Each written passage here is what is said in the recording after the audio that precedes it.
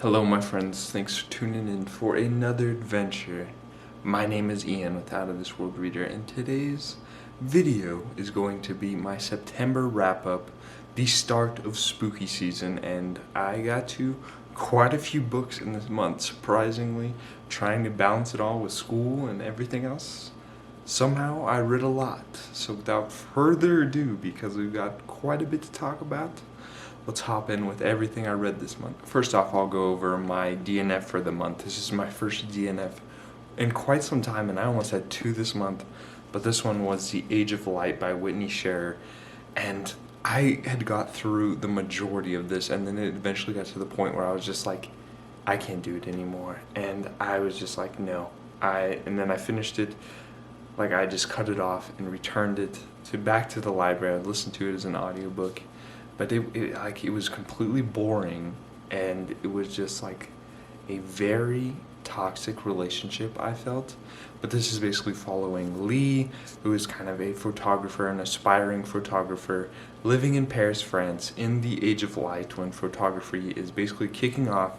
I was hoping that I was going to get kind of a little bit of romance mixed in with just the historical time period of France during the 1920s and 30s, when everything was kind of just taking off in France, when that was considered like just a time when a lot of kind of things were taking off in France. But eventually Lee kind of finds Man Ray, who is basically like the most famous kind of artist in Paris at the time, and she basically kind of works together with him, and then slowly they start to build a relationship, and then basically it just turns totally toxic after that. It felt like Lee was just trying all the time to basically do anything she could to create like a conflict or something, and she would constantly be thinking about kind of getting with other men and just cheating on Man Ray, and she was just always like, it just felt like their relationship was so toxic. Like both of them, they just were jealous of each other, and they were trying to control everything. Like I just wasn't on board, and I just couldn't take it anymore, so I DNF'd it, and that was sad because I was really hoping for something out of this.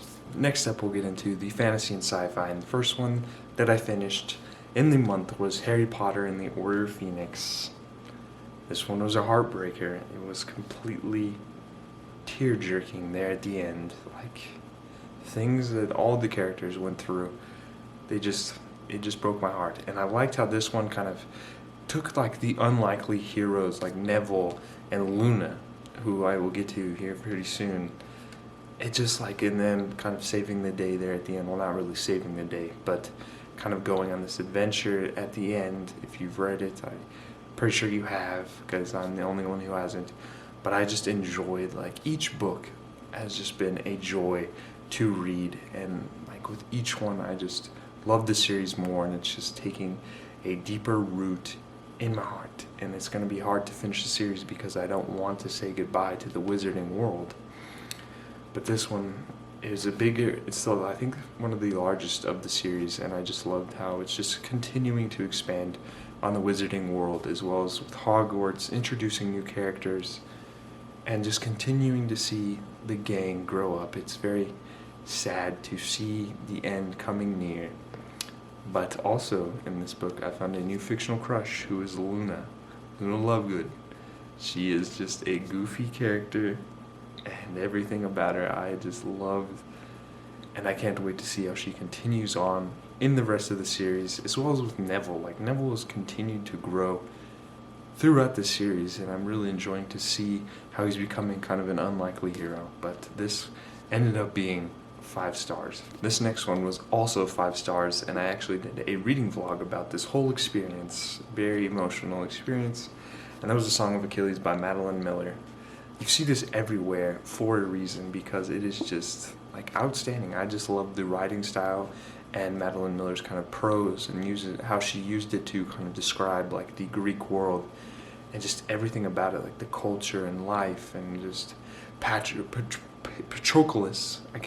Is it Patroclus or Patroclus? Because I believe in like the Troy movie they say Patroclus, but I've heard other people call it Patroclus.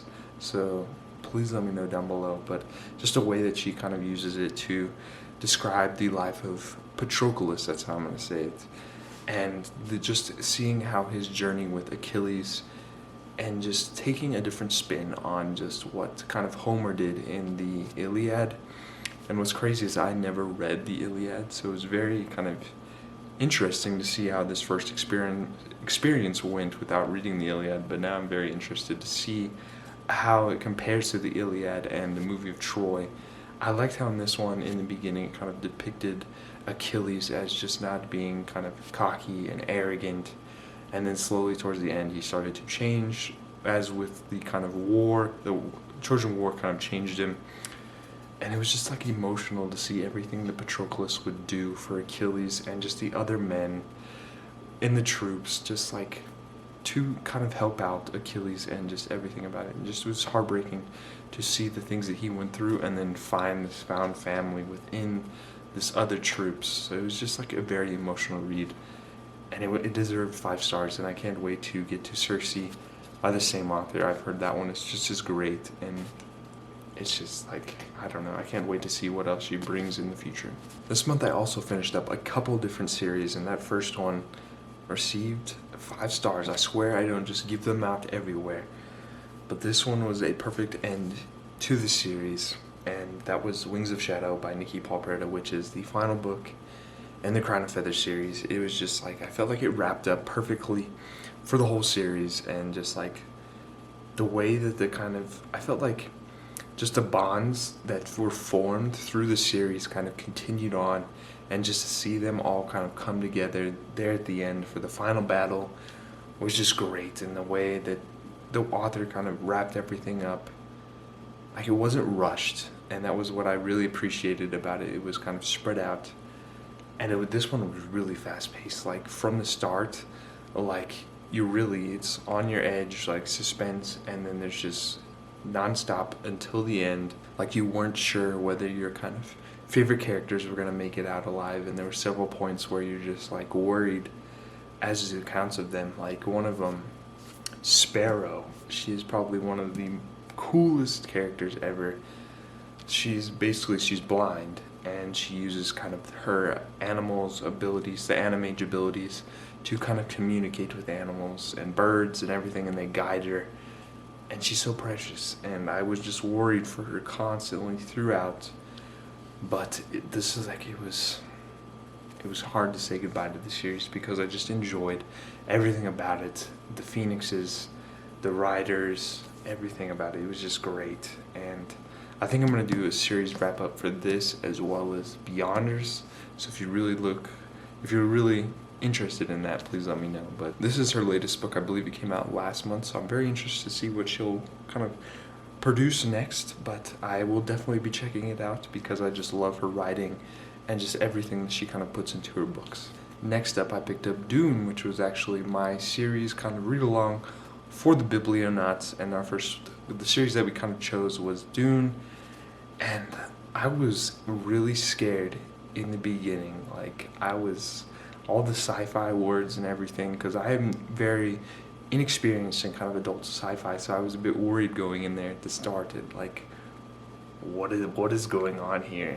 But like, after like the first 50 pages, after I got used to kind of the writing style and the way Frank Herbert kind of described Arrakis and everything going on, I was like, this is gonna be a blast. The rest of this book, I just flew through, like everything about it. I just loved like the technology kind of described, the worms, the Freeman, just everything about it. Lady Jessica and Paul, and how they kind of go through this journey, and it was just like crazy to see how all of these kind of concepts that Frank Herbert kind of put into this first book that kind of inspired so much more to come, like Star Wars and everything else. And the way that it ended left it open for a lot, and I'm very interested to see where it will go next. So if you want to continue with the series read along, if you've read the first one, we're going to be checking out Dune Messiah next month, so look out for that very soon. And I also did a vlog where I vlogged my experience reading this, and then I'm going to go and watch the movie once it eventually comes out here. Like, all the theaters are already sold out, so I'll have to figure out whether I can watch it in theaters or I buy it on HBO. I don't know where it will go from there. but then I'll review it, and then I'll post that kind of vlog experience for everyone to check out. So be on the lookout for that soon. But I ended up giving this 5 stars as well. This is probably like one of the best reading months I've had this year, and it's just great. And I can't wait to continue on with this series. Everything about it, I love it. The next book that I picked up was the kind of first installment of the quest for the diamond in the rough. This is basically where I look for kind of underrated books and underhyped books on Goodreads and everything else coming from like indie authors or just not well-known authors. And for this first one, I picked up The Unbroken by C.L. Clarke. And I was like, the way that it started, like I was like, oh, this is gonna be crazy, because they just basically arrive at this L West, and then from there it kind of kicked off, and I was like, oh, it's gonna be a ride, it's gonna be a blast. And then it really slowed down after that, and it was kind of dragging on through that middle chunk, and then the final end was just like it set it up for the next in the series, as well as kind of gave you a little bit of what I was missing through that middle chunk where it was kind of slow, where it sped up and it gave me everything I was looking for. But this is basically a dual perspective following Terrain, who is basically a conscript for the Baladarians, who are kind of the emperor. They're kind of the empire that kind of rules over all these different kind of kingdoms scattered across this land. Terrain is kind of the lieutenant of her group of sands, that's what they call them, because they are kind of the conscripts that come from L West, and it's in this desert kind of scenario, so they call them the sands. And both sides, both their like home country people treat them like crap, and the Baladarians kind of treat them like crap. So they're just kind of caught in the middle between these two sides, and arriving back, they're just kind of debating whether to join this rebellion that's kind of maybe hinting at places around them kind of rising up, or kind of continue to serve the Blackcoats and the Baladarians, and they're just stuck. And then it also follows Lusa, who is kind of the princess, and she's kind of coming to L West to kind of solidify her place on the throne where her uncle currently rules after he died. And basically she's there trying to kind of stop the rebellion from taking off and just completely just get rid of it. But basically what brings them together is Terrain is falsely accused of murder, and she's stripped of her lieutenant position, and she's going to be executed. But then Lusa sees this opportunity to use her position as kind of like a sand, as an ambassador for the rebels, and then like she wants to use her to kind of stop the rebellion. And that's basically how they work together. Terrain is kind of looking to earn her position back, and Lusa's trying to solidify her place on the throne. And together they try and stop the rebellion, and things don't work out as they usually do. I also did a whole vlog on this, of my whole experience and just determining whether it was a diamond in the rough. And short story short, I thought it was. I ended up giving it 3.5 stars, and that was kind of like the cutoff.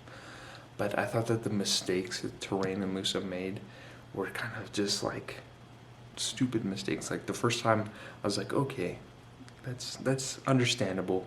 But then they would do it again and then again, and I was just like, what are you doing? It almost felt like they didn't want what they truly wanted, and it was just like sad to see. The magic also, I felt like it could have been incorporated a ton more.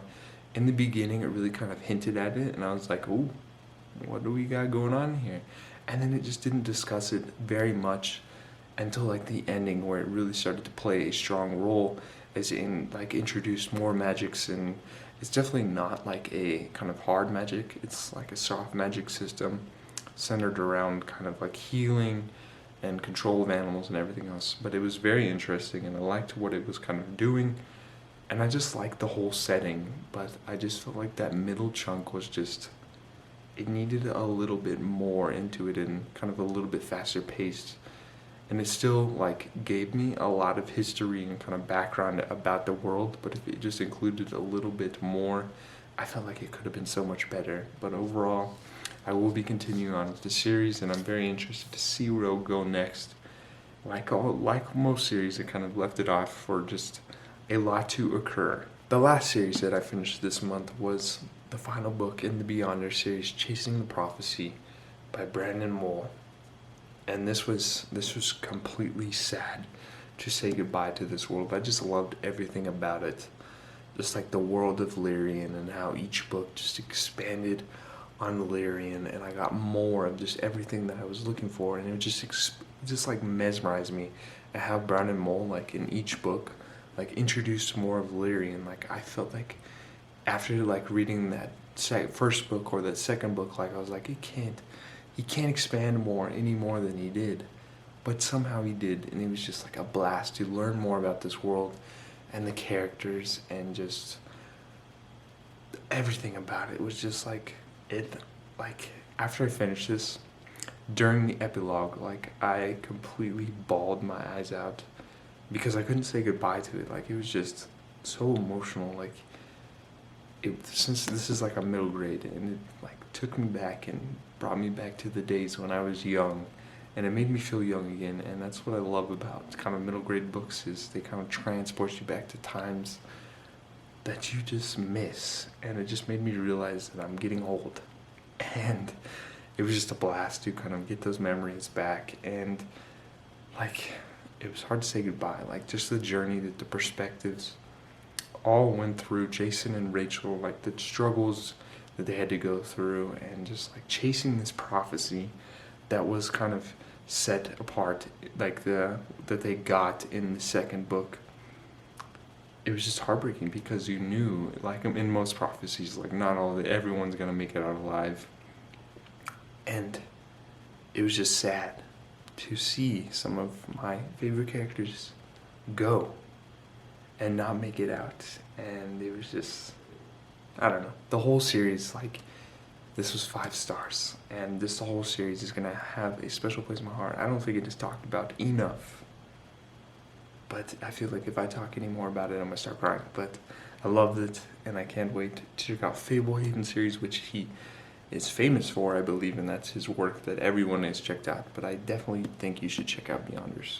And the last fantasy book that I finished this month was The Ruthless Lady's Guide to Wizardry by C.M. Wagner. This was also a kind of quest for the diamond in the roughs, and I don't really remember how I got this copy, but I just saw it on my shelves, and then I looked it up on Goodreads and saw that it didn't have very kind of many ratings, and I don't know why. But this is basically following like a group of kind of witches who basically kind of come together to kind of protect this one Lady Wexen, who is basically going to be going into seclusion before her marriage, as she's kind of worried that someone is going to try and murder her before her marriage. So she hires all these different witches and brings them together, and one of them is Deli, who is kind of like a con artist and a gutter witch is what they call her.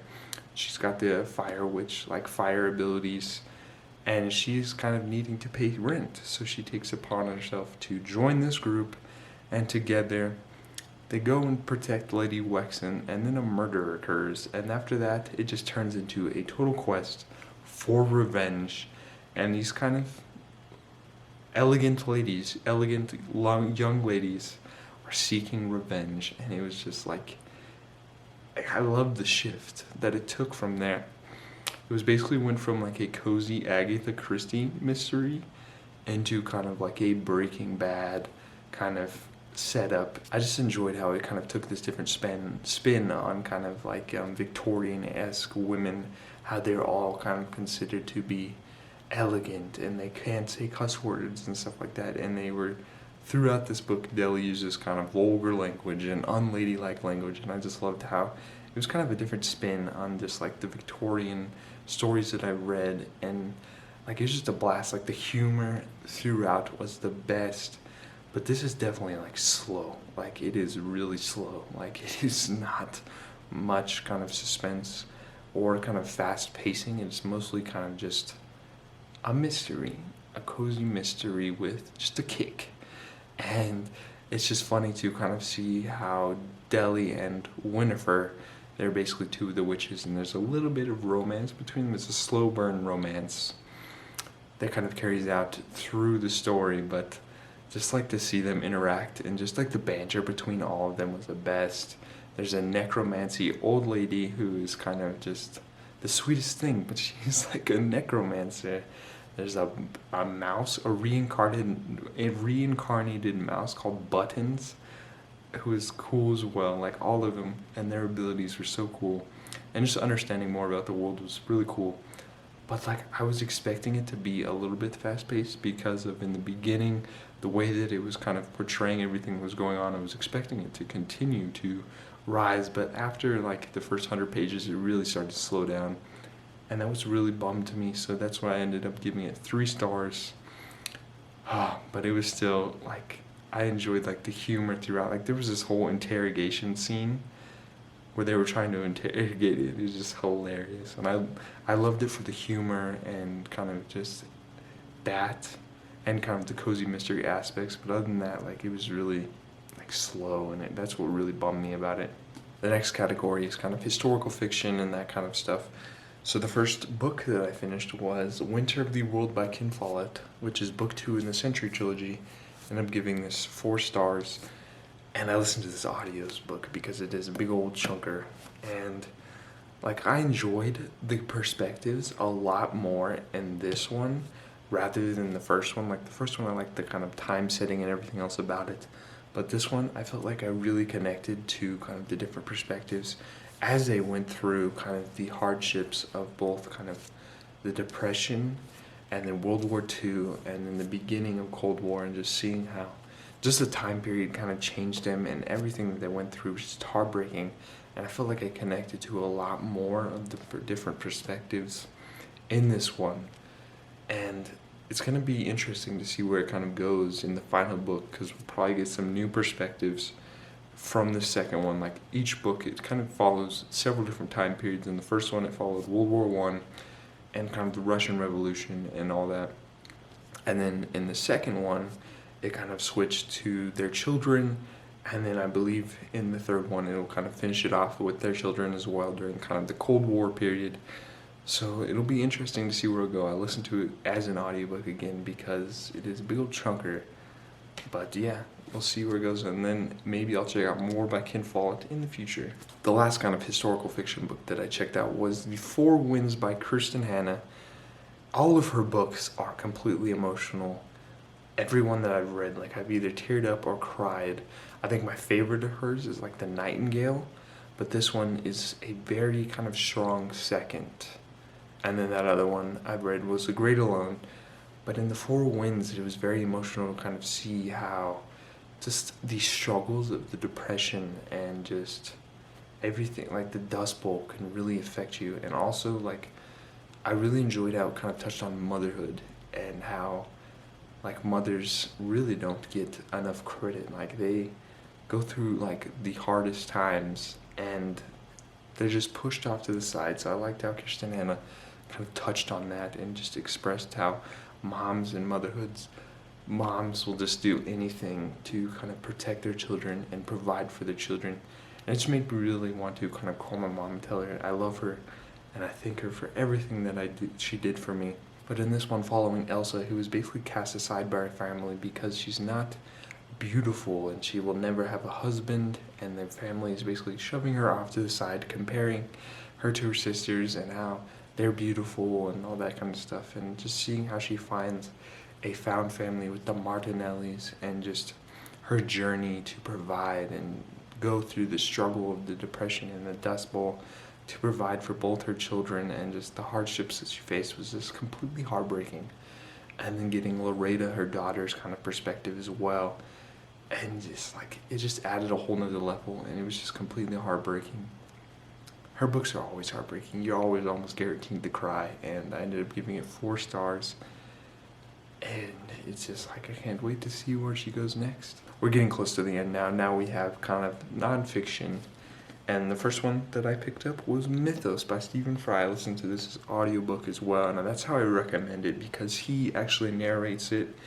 And he just, like, it's almost like Rick Riordan for adults. Like, he's a comedian, a producer, and it really shows in the way that he kind of crafts these stories and tells the different tales of myths. Like, I thought I knew stuff about the Greek mythology, but I don't. Like, this completely just expanded on a ton more, and it was just a joy to kind of hear just like all the different stories, and these will always be kind of like a comfort read for me. Like it felt like I was kind of like sitting at a fireside just listening to someone kind of read the tales, and it's just like the best feeling to kind of hear them, and I can't wait to just finish the whole series. He's got like a whole.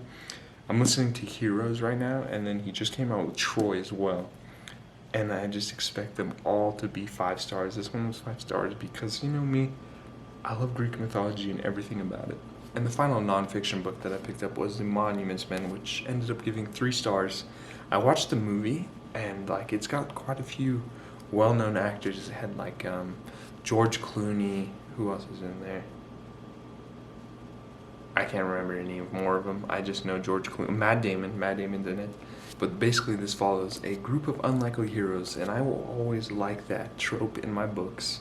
But they're basically going around Europe trying to rescue and save art from destruction and being lost to the world, and that is basically their job, and they kind of gave up and sacrificed kind of their safety and their positions to kind of go back and save art. But just seeing how like a lot of them, they had nothing to go with. Like they were given no supplies or anything. They had to scrap for what they did, and they weren't appreciated for it. And it wasn't until like, I believe in the book it says like 2000 when they were finally recognized. And just like seeing how all these different unlikely heroes were doing great things and allowing us to continue to see artwork that we don't know the kind of backstory about. But it was just interesting to see like just the different journeys that they went through to collect the art, and then explaining the background of the art as well. But overall, I really enjoyed kind of listening to the audiobook, and I'm gonna rewatch kind of the movie, and it was just like, it wasn't that bad of a nonfiction. And the final book that I picked up this month was the only kind of mystery thriller that I got, and this was probably like, this is my lowest rated book, and it was almost my other DNF, which I ended up giving it 2 stars, and it was All the Beautiful Lies by Peter Swanson. I think what I hated the most about it was kind of like the stepson, stepmother kind of relationship, and I'm not about that. And hearing that kind of talked about throughout the story, I just wasn't on board with it. And even the mystery, like I knew who the murderer is from the start. Like I was able to pinpoint who it was, and it was just unenjoyable from then on. Like it was just not very good at all. And it was sad because I've heard great things about the author and just their other works. So I don't know where to go from here, but 2 stars. This is basically following Harry, who kind of is returning back to his kind of hometown after his father has been murdered or has died, and then they discover that he has been murdered, and there's just a whole suspicion as to who kind of murdered it, and some other things are going on in the background, and Harry might not be safe. And after that, it was kind of just boring, and it wasn't very fast-paced or suspenseful at all. And I was not on board with anything about it, so I ended up giving it 2 stars, and that's sad because I'm hoping to check out more from this author. So I believe like I will continue on with The Kind Worth Killing, because that's, I've heard, is the best, but I don't know. That's the final book I finished this month. As you can tell, I read a lot this month, and I can't wait to just continue on with more reading in the month of October, Halloween month. What were some of the books that you read this month? What was your favorite book that you read this month? But that is kind of all for today's video. I really look forward to seeing you in the next one. But I gotta leave you with a message from Ellie, who first wishes you to have a great and splendid day, but she also says that adventure is out there. So I'll catch you next time. Bye.